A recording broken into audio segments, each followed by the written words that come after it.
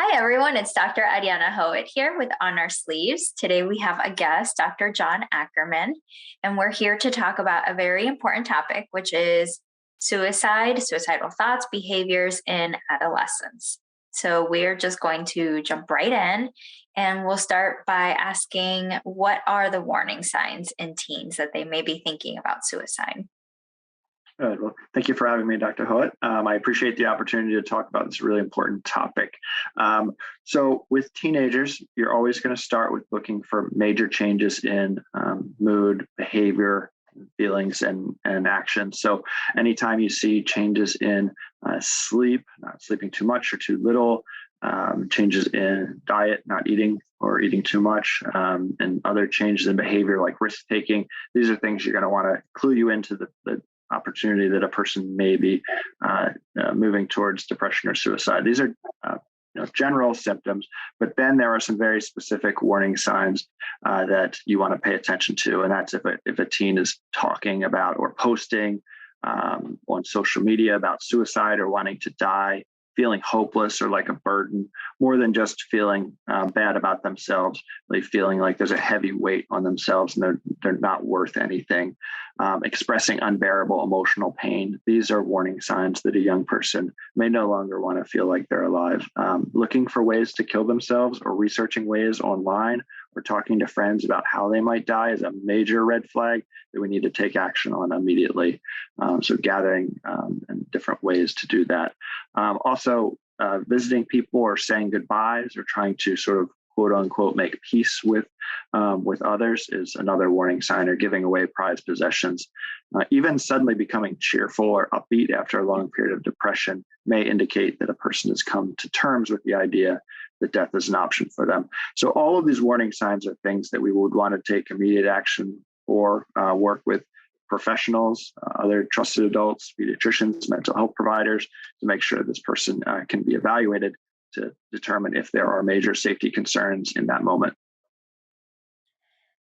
I hear that a lot of these warning signs take awareness, parental monitoring and checking in.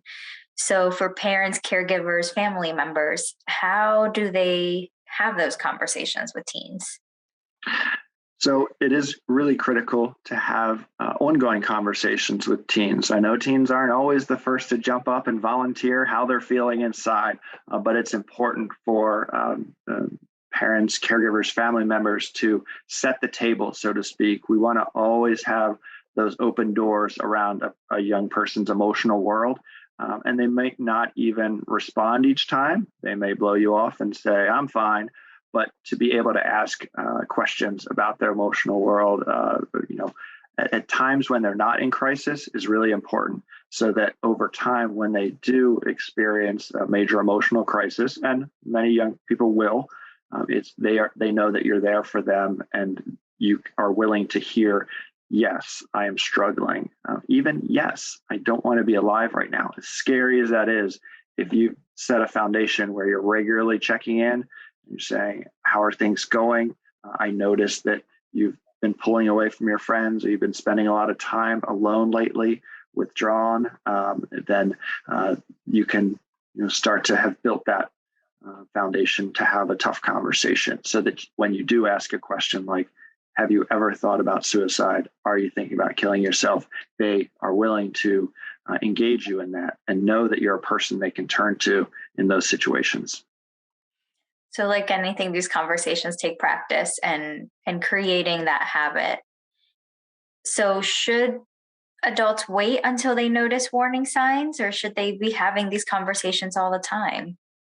That's a wonderful question, and I would say that's core to how we look at preventing major emotional crises and preventing suicide, is by going upstream, by having tough conversations before they reach their peak, before a young person is struggling so badly that we might need emergency care. We actually want to introduce the idea that it's okay to have conversations about your emotional world really early in life, going all the way up to early childhood when kids are first learning emotional language, all the way through the time when they're teenagers. And it may be like pulling teeth to get them to talk about their emotional world.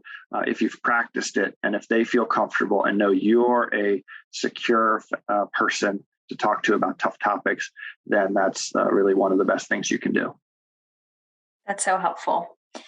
And what about if we have those conversations and the child does share that they're having those thoughts? What does a parent or a caregiver do? Sure. And that can be one of the scariest moments a parent can have, trying to really come to terms with the idea that their child may not want to be alive. They may even be tempted to believe it's their fault for that. And so I would discourage a parent to believe that because a young person is struggling with thoughts of suicide, that they've done something wrong. So it's important to step back, take a deep breath, and really understand that this is an uncomfortable time. Lean into that and know that your child will need you to be there for them and help stand alongside them during this difficult time. So we try to be patient and reassure them, I'll be there with you. You acknowledge their pain. They're in deep emotional pain. They may not even want to die. They may want their emotional pain to stop.